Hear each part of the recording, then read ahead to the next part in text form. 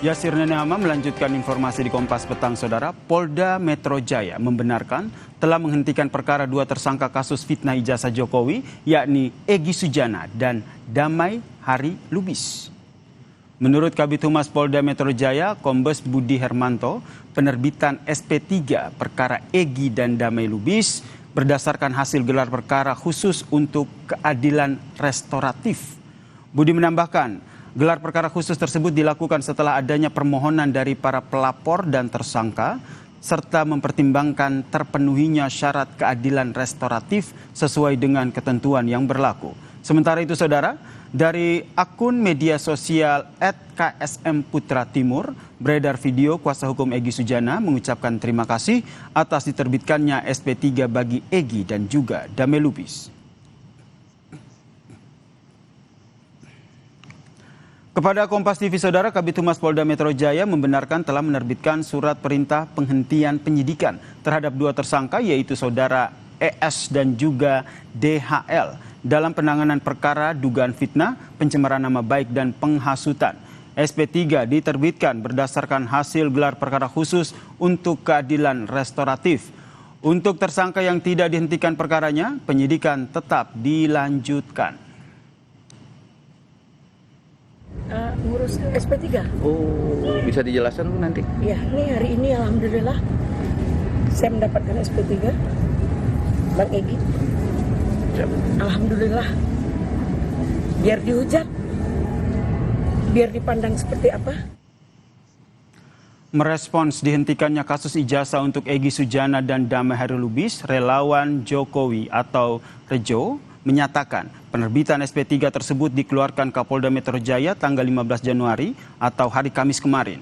Ia menambahkan penghentian perkara didasari keputusan antara Jokowi dan kedua tersangka saling memaafkan dan memilih penyelesaian perkara melalui restoratif justice atau jalan damai.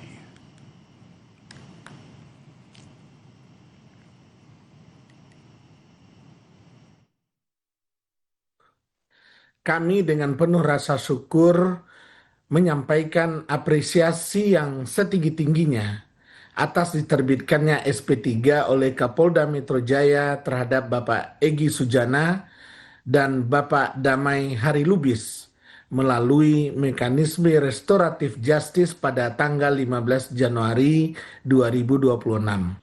Kesediaan Bapak Jokowi untuk memaafkan kedua tokoh tersebut membuka jalan bagi penyelesaian perkara secara berkeadilan dan bermartabat.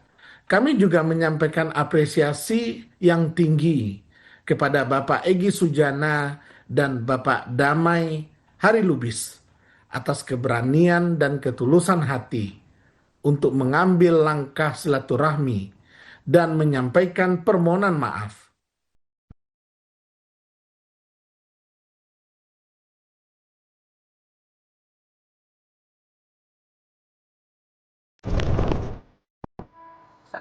Perang opini soal kedatangan Egy Sujana dan Damai Hari Lubis ke rumah Jokowi di Solo masih mengemuka. Pihak Roy berkeyakinan Egy dan Damai Lubis datang bukan untuk meminta maaf, melainkan untuk menenangkan Jokowi yang dinilainya sedang panik. Kedatangan Egy Sujana dan Damai Hari Lubis itu adalah sebuah kedatangan yang dimaksudkan untuk menenangkan batinnya Pak Joko Widodo. Ya, menenangkan batinnya. Kan Pak Joko Widodo kan panik. Ya, beliau itu kan kita tidak pernah menuduh beliau memasukkan ijazah loh. Ya, kita tidak pernah menuduh. Kita melakukan penelitian terhadap ijazah yang beredar. Tetapi kita tidak pernah mengatakan bahwa Pak Joko Widodo yang memasukkan ijazahnya. Berarti ada pihak X ya yang beredar di luar sana yang belum muncul yang merupakan pelaku dari pemalsu ijazah itu. Jadi sebetulnya dari sejak awal, sejak tanggal 30 April 2025, itu Pak Joko Widodo itu salah sasaran. Berbeda pandangan, Ketua IPW Sugeng Teguh Santoso menilai pertemuan di Solo tak mungkin tanpa tujuan berdamai. Bahkan strategi berdamai ini dinilainya sebagai strategi Jokowi memecah belah kubu Roy Suryo. Saya tidak percaya bahwa pertemuan tersebut mengabaikan potensi restoratif justice ya. Buat apa dua orang itu bertemu kalau tidak mengarah kepada satu keinginan untuk menyelesaikan secara menurut keadilan restoratif, ya, itu satu. Kemudian kedua, permintaan itu kan bisa saja tidak dipublikasikan.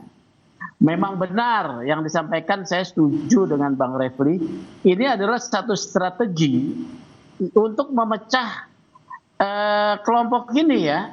Tapi ini strategi menurut saya bagus-bagus saja ya, mengurangi tensi ketegangan di ruang publik. Sebelumnya, Presiden ke-7 Jokowi mendorong Polda Metro Jaya agar pertemuannya dengan Egy dan Damai Lubis bisa dijadikan pertimbangan restoratif justice atau jalan damai di kasus fitnah ijazah. Semoga bisa dijadikan pertimbangan bagi Polda Metro Jaya untuk kemungkinan restoratif justice. Kasakusuk soal berdamainya Egy Sujana dengan Jokowi kini menimbulkan spekulasi. Benarkah pilihan berdamai adalah skenario Jokowi meredam Roy CS? Apalagi berkas perkara Roy, Rismon, dan Tifa kini sudah berada di tangan kejaksaan. Tim Liputan Kompas TV.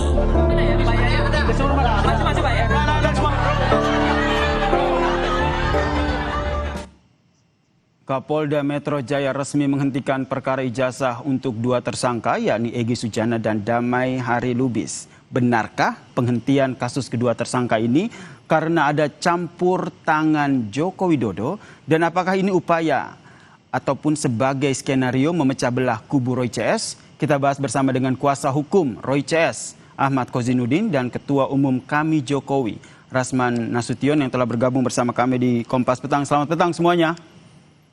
Selamat petang. Assalamualaikum warahmatullahi wabarakatuh. Waalaikumsalam. Saya pertama ke Bang Kozin dulu. Pengen denger nih gimana nih responsnya. Karena kalau kita lihat tepat seminggu pasca pertemuan di Solo, polisi akhirnya keluarkan surat SP3 untuk Egy dan juga Damai Lubis. Ya, saudara. Jadi saya benarkan apa yang ditanyakan oleh Mas Adi. Bahwa memang benar sedang telah dan akan terus terjadi strategi pecah belah dari kubu Jokowi yang mengkonfirmasi kelicikan sekaligus pengecutan saudara Joko Widodo dalam perkara ini, karena dia tidak berani menghadapi sendiri, tapi selain melibatkan banyak pihak untuk pelapor sebagai bagian kubu Jokowi, juga memecah belah perjuangan. Tapi sekali lagi, selain itu kami juga sangat sayangkan kinerja kepolisian ternyata tidak berdiri tegak di atas asas dan prosedur hukum yang melalui tahapan-tahapan proses sesuai dengan apa yang diatur, akan tetapi mengikuti arahan dan kendali Solo. Maksudnya demikian. Saya masih ingat betul saat gelar perkara khusus di 15 Desember 2025 yang lalu, atensi dari penyidik sebagai tindak lanjut selain bahwa hasil gelar perkara khusus menyatakan bahwa proses tetap dilanjutkan adalah tindak lanjutnya memanggil keterangan ahli dan saksi yang meringankan dari terlapor atau tersangka yang sebelumnya secara resmi sudah dikirimkan dan diterima oleh penyidik. Jadi Anda melihatnya Bang Kozin, ini lebih kepada strategi pecah belah Jokowi untuk kubu Roy CS, begitu? Dan kalau sudah justru ini menindaklanjuti atensi Solo yang di mana penyidik tidak menindaklanjuti permohonan gelar perkara untuk di mana harusnya pemeriksaan ahli dan saksi, tapi justru menindaklanjuti arahan Solo dengan mengeluarkan restoratif justice pertama, yang kedua melimpahkan berkas 3 orang, dan yang ketiga menindaklanjuti pemanggilan dari Kurniati Royani dan kawan-kawan. Dan saya mengkonfirmasi melalui Kompas bahwa Kurniati Royani dan kawan-kawan ini dipanggil untuk hari Kamis. Itu artinya pecah belah yang dilakukan oleh Jokowi itu sempurna, yakni menggunakan politik divide et impera. Kubu Egy Sujana yang kemudian memelas perdamaian diberikan hadiah dengan restoratif justice dan di SP3, sementara kubu yang dianggap tetap berjuang dan menentang kezaliman Joko Widodo, kebohongan Jokowi, kepalsuan Jokowi dianggap harus layak ditindaklanjuti dengan proses pidana. Dan di sini kinerja kepolisian itu mengikuti kehendak Solo, bukan berpijak. Tahan sampai di situ dulu Bang Kozin. Saya ingin minta tanggapan Bang Rasman nih, upaya restoratif justice malah dianggap ini sebagai upaya pecah belah nih. Gimana tanggapannya Bang? Pertama, saya tertawa geli ya. Nah, inilah kalau saya menduga ada pengacara yang menjadi pendamping klien tapi bersikap seperti kompor. Tukang panas-panasi. Saya nggak mau masuk ke situ deh. Saya hanya mau bilang, satu, Agustus lalu, saya telah bertemu dengan Bapak Jokowi. menginisiasi agar ada pertemuan dengan Bapak Egy Sujana dalam rangka rekonsiliasi, dalam rangka silaturahim untuk penyelesaian di antara kedua tokoh ini. Kenapa? Karena saya sudah tahu dari awal bahwa Bang Egy tidak sepakat dengan urusan ijazah S1 Bapak Jokowi. Dia hanya mempermasalahkan ijazah SMA. Dan itu juga yang disampaikan oleh Ibu Lidaneti ketika dia tadi diwawancarai sebelum Bang Egy berangkat ke Kuala Lumpur untuk berobat atau ke Penang. Yang kedua, saya menghargai ya dan sangat bersyukur bahwa Bang Egy hari ini dan Bang Damai Hari Lubis telah mendapatkan surat penghentian penyidikan. Pertanyaannya, apakah ini menjadi kewenangan dari penyidik? Ya. Ketika dua orang yang berseteru atau lebih dari dua orang yang berseteru, ada proses hukum, keduanya sepakat untuk berdamai, maka penyidik dapat melakukan untuk menghentikan. Ini kan aturan hukum, bukan rekayasa. Jadi tidak ada yang disebut dengan pecah belah oleh Bapak Jokowi. Pak Jokowi itu wait and see. Okay. Saya pastikan Kurnia dan kawan-kawan jika ingin datang ke kediaman Bapak Jokowi, welcome, pintu terbuka. Itulah negarawannya seorang Bapak Jokowi. Berarti ada kemungkinan ya, Bung Rasman, maaf saya potong. Ini kalau kita lihat ini kan sebenarnya ada dua klaster begitu. Klaster pertama dan juga ada klaster kedua begitu. Klaster pertama yaitu Egy dan juga Damai Lubis ini dan juga Kurnia yang sudah diberikan restoratif justice, yaitu Damai dan juga Egy, baru dua yang diberikan. Jadi kalau menurut Anda ada niat baik dari klaster yang lain datang untuk meminta maaf, kemungkinan akan diberikan juga restoratif justice. Yes, saya sebelum dialog ini dimulai masih komunikasi dengan Solo. Ketika di salah satu program TV swasta, saya juga ngomong, halo Mas Roy dan kawan-kawan, datang, kalian masih ditunggu oleh Pak Jokowi. Untuk apa? Silaturahim. Ini membuktikan bahwa Pak Jokowi negarawan, pemaaf. Ya, sehingga jangan ada bahasa yang mengatakan memecah belah. Tidak ada yang memecah belah. Kalian yang sudah terpecah belah dari awal. Oke, Bung Rasman. Saya minta tanggapan dari Bung Kozin. Silakan. Ya, jadi baru kami ketahui sebenarnya juga sudah lama kami ketahui niat-niat pengkhianatan itu sudah disusun secara lama. Tapi kata Allah Subhanahu Wa Taala membongkar dan akhirnya itu dibocorkan oleh kubu Jokowi. Sebenarnya kubu Egy Sujana dan Damai Hari Lubis tak senang dengan itu, tapi memang mereka sudah masuk ke perang jahat Jokowi. Bicara soal negarawan, harusnya kalau memang konsisten negarawan, sejak Bambang Tri dan Gus Dur tidak perlu masuk penjara soal urusan ijazah ini. Faktanya keduanya divonis 6 tahun penjara dan menjadi 4 tahun saat banding begitu. Itu artinya konfirmasi yang saudara Joko Widodo sebenarnya hari ini ketakutan jika proses ini masuk ke persidangan sehingga berusaha menggembosi perjuangan dengan mencicil untuk menjadikan para pejuang itu menjadi pengkhianat. Memang sebagian berhasil, tapi mereka terus berupaya berkomunikasi dengan Solo, dengan sejumlah penghubung pengkhianat untuk bisa menjadikan para pejuang itu menjadi pengkhianat. Dan saya pastikan, saya yakinkan, dan saya beri garansi bahwa setiap pejuang setelah mengikrarkan diri sebagai musuh kezaliman tidak akan mengubah langkah dan tidak akan bergeser, apalagi mundur meskipun sejengkal untuk membongkar kezaliman.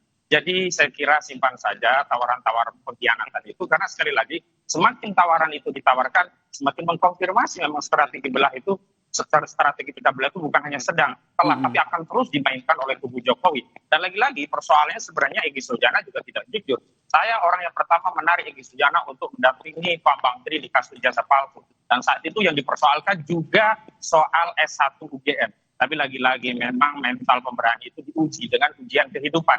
Dan saya kira banyak orang yang kemudian mencari kesempatan untuk menyelamatkan diri masing-masing, kita hargai. Tetapi jangan sampai upaya penyelamatan diri dalam konteks pengkhianatan itu melari perjuangan yang lainnya. Dan saya pastikan kami menggaransi tidak akan ada pengkhianat terhadap perjuangan. Ini adalah perjuangan rakyat. Oke, jadi kubu Roy ini atau Roy Cesin masih solid ya, meskipun ada dua tersangka di klaster pertama yang sudah mendapatkan SP3. Begitu. Saya ke Bung Rasman. Ini tidak boleh kita. Bung Rasman, pertanyaan saya seperti ini. kalau kita lihat sebuah kesepakatan damai itu kan bisa dicapai, tentu ada sesuatu nih di baliknya. Nah, itu menurut Anda ada deal-dealan apa? Karena kalau kita lihat kan sebenarnya Egy Sujana sendiri sejak tahun 2002 loh, 2022 memperkarakan ijazah Jokowi ini. Bang Egy itu sudah memperkarakan ijazah ini sejak 2021. Mas Roy itu baru 2025. Kita jangan lupa itu. Nah, yang saya mau katakan adalah bahwa Bang Egy itu dalam keadaan sakit. Nah, salah satu yang memicu Bang Egy di luar dia sakit, dia sangat sakit hatinya, sangat perih perasaannya ketika saudara Kozinudin melepaskan dia sebagai klien. Itu poin satu. Poin yang kedua, Bang Egy juga sangat tersinggung ketika Abraham Samad akan diperiksa, lalu kemudian rame-rame para tokoh mengatakan jangan ada kriminalisasi. Jadi sebenarnya di dalam tubuh mereka tidak ada yang namanya operasi intelijen, tidak ada namanya Divide et Impera. Yang ada mereka rapuh, berjuang. Mereka memang satu tujuan, tapi berbeda jalan. Oke, Bung Rasman. Karena itu, jangan kaget kalau hari ini Bang Egy, Bang Damai Hari Lubis, dan yang lain nanti bisa jadi akan melakukan hal yang sama. Yang lainnya Anda maksud ini siapa? Apakah termaksud yang masuk dalam klaster 2? Dan kalau seandainya ini terjadi, kira-kira dari tadi Anda bilang juga kan Bung Rasman masih komunikasi dengan Solo begitu. Nah, siapa kira-kira? Ada yang didekati tidak untuk klaster 2? Kita tidak pernah mendekati, kita cuma komunikasi. Nah, Ibu, atau yang mendekati ada tidak, Bang? Pengakuan Bang Egy dan Ibu Ely Reneti tadi saya dengar langsung melalui media ya, itu dia bilang bahwa inisiatif itu dari Bu Ida Neti. Berarti ada dua inisiatif nih. Agustus September itu inisiatif saya, yang kedua Ibu Ely Reneti. Dan di pertemuan itu benar ada peluk-pelukan. Nah, pertanyaan saya, kalau orang sudah islah, orang sudah silaturahim, peluk-pelukan, doa-doa, terus apa yang salah di situ? Nah, yang saya agak sesalkan, Kozinudin ini kan selalu basicnya kan bicara agama. Saya juga agama. Kalau orang sudah mau berdamai, Saudara Kozinudin, dorong mereka. Saudara bilang itu seolah-olah Jokowi ini orang yang sangat zolim. Saya mau tanya, apa kezoliman Jokowi kepada Bang Egy? Apa kezoliman Jokowi kepada Roy? Apa kezoliman Jokowi kepada Tifa? Kalau urusan Bambang Tri, urusan Gus Nur, itu urusan lain. Dan Anda bukan pengacaranya pada waktu itu. Bang Egy yang pegang kendali pada waktu itu. Oke, saya ke Bang Kozin. Silakan Bang Kozin. Ya, setiap juru bicara pengkhianat itu kan selalu akan mengeluhkan kebohongan. Jadi tidak perlu dipercayai statement apapun dari juru bicara pengkhianatan. Dan saya tegaskan, Egy Sujana, Damai Hari Lubis itu jadi sedikit. Saya waktu itu. Dan keliru kali kalau dianggap saya tidak. Cek saja video-video persidangan itu. Karena Bung Rasman kan anak baru dalam kasus itu kan. Tapi nggak apa-apa. Yang penting adalah kalau ditanya apa kezaliman Jokowi, terlalu banyak kezaliman Jokowi terhadap rakyat. Dan persoalan jasa palsu bukan persoalan yang kayak itu persoalan rakyat. Dan dalam konteks perjuangan ada yang kurang pas, itulah ya komitmen perjuangan itu harus disampingkan emosi pribadi, perasaan. Kalau kita bicara perasaan itu terlalu banyak, kalau dilupakan dalam forum itu masih banyaknya hal-hal yang perlu dipersoalkan. Tapi tidak demikian.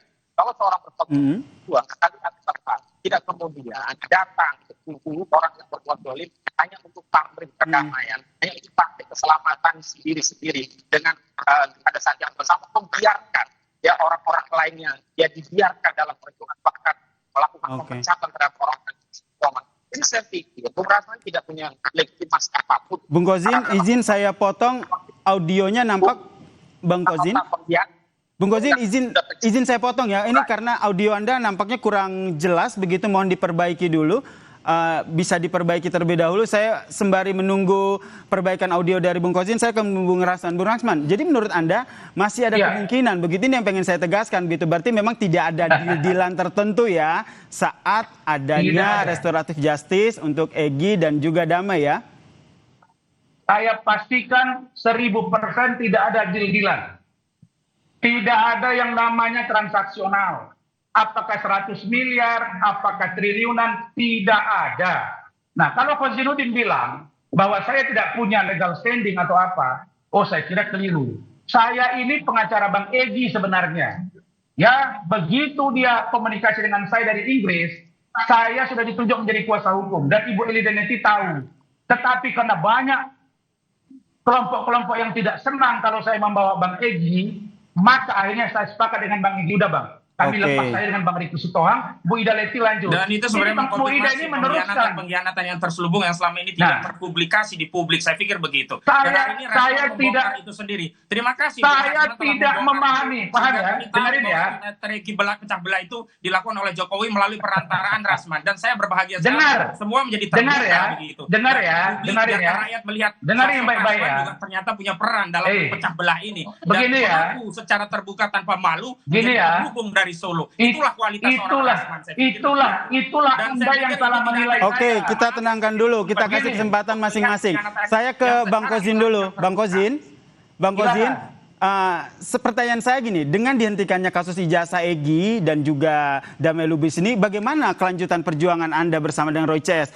Apakah masih solid? Tidak mempengaruhi sedikit pun, kan ini kan prosedur biasa. Kemarin yang kedua diperiksa juga biasa, tidak ada penahanan. Ini juga akan lanjut pemeriksaan biasa. Justru yang kami tunggu adalah membongkar, menguliti ijazah Jokowi di persidangan. Dan itu yang harusnya dilakukan, bukan kemudian memecah belah. Tapi kami sadar bahwa kubu Jokowi tak ingin dan tak berani masuk ke forum itu karena ketahuan bahwa banyak ya yang bukti-bukti pada akhirnya mengkonfirmasi ijazah itu bermasalah. Misalnya di Solo Jokowi tidak berani membawa bukti asli. KIP menegaskan bahwa ijazah Jokowi adalah ijazah yang maksudnya itu informasi publik. Sebelumnya Jokowi sendiri mengkonfirmasi tidak punya wewenang, tidak punya hak untuk menunjukkan ijazah. Tetapi KIP telah mengkonfirmasi bahwa dokumen ijazah itu adalah dokumen publik. Saya pikir kami bahagia, bangga karena Allah SWT telah menunjukkan mana al-haq dan al-batil. Dan selamanya al-haq dan al-batil itu tidak bisa berdamai. Tidak seperti klaim Rasman yang mendamaikan al-haq dan al-batil, itu nggak bisa. Nggak berguna sama sekali, nggak punya legitimasi sama sekali. Dan kami lebih memilih untuk terus berada di parit-parit perjuangan ketimbang berdamai dengan terus melanjutkan perjuangan, masih solid. Bung Rasman gimana?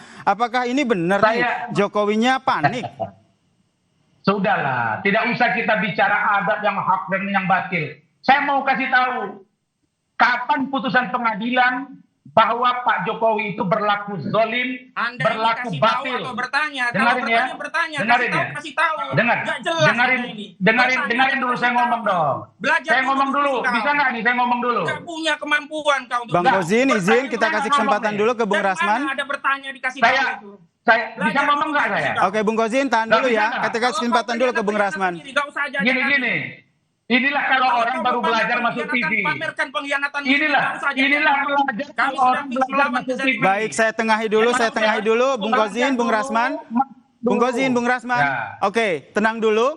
Oke, Bung Kozin, tenang dulu. Kita kasih kesempatan ke Bung Rasman dulu. Silakan, Bung. Saya begini, menurut saya, kalau kita melihat seseorang berlaku zolim, maka ajaklah dia bagaimana dia berlaku menjadi baik. Cara pendekatannya dalam Islam, setahu saya. Dengarin dulu ya. Bung Rasman. Oke. Apalagi hanya seorang Rasman Nasution. Oke, kita tahan dulu. Bung Kozin, Bung Rasman. Saya mau konfirmasi dulu ke Bung Rasman. Oke, baik. Mohon. Baik. Anda bukan kuasa hukum tim kami juga. Oke. Boleh tenang dulu Bapak-bapak, abang-abang? Oke, saya ke Bung Rasman. Bung Rasman, tadi pertanyaan saya, Bung Kozin kan bilang, ini karena bentuk kepanikan dari Joko Widodo. Tolong itu dijawab dulu, Bang. Saya pastikan Pak Jokowi tidak pernah panik. Nah, kalau Kozainuddin bilang Pak Jokowi tidak mau masuk ke persidangan, lah, ada sekarang 6 orang lagi tersangka yang akan dibawa ke persidangan. Monggo, kita buktikan kan klaster 1 masih ada 3. Klaster 2 masih ada 3, 6 orang lagi.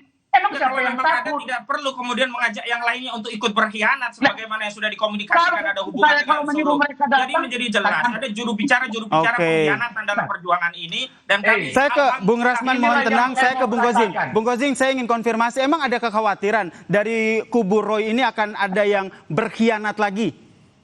Oh tidak, justru kami mengkhawatirkan kubu Jokowi semakin membuka aib tentang manuver-manuver kegalauan mereka, pecah belah mereka, semakin rakyat tahu. Dan kami khawatir institusi penegak hukum lagi-lagi masih menjadi alat kendali Solo, walaupun Jokowi sudah tidak menjadi presiden lagi. Dan kami kasihan kepada seluruh rakyat, ternyata kita ditelanjangi dengan tontonan hukum yang tidak lagi bersandar kepada asas dan prosedur hukum, tapi mengikuti agitasi dan kendali Solo. Jadi saya kira itu yang kemudian perlu dikhawatirkan oleh seluruh rakyat, bukan hanya kubu kami dalam konteks Boleh persidangan. nggak saya Ini jawab? hal yang biasa saja kok. Proses dilimpahkan tuh biasa. Rasman saja yang ingin memanfaatkan untuk menjadi juru bicara pengkhianatan agar bisa menarik kubu yang lainnya untuk ikut jejak Egy Sujana dan Damai Hari Lubis. Bukankah hal yang Pengkhianatan natural saja, ataupun jadi itu tidak sudah bernilai sesuai dengan pertama. aturan undang-undang kalau adanya restoratif justice di KUHAP juga tertulis begitu Bung Kozin?